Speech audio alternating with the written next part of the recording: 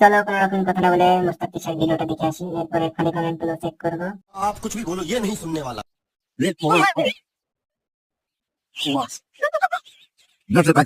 Thank you, আমার সালামিটা দাও।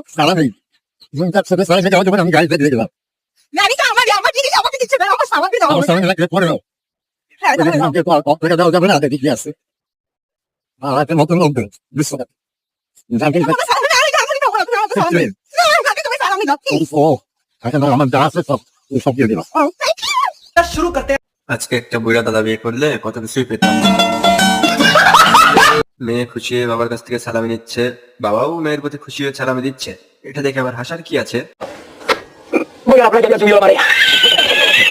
মুস্তাক কাকা কয়, বেঁচে থাকো মা, বেঁচে থাকো। এটা দোষ ছিল।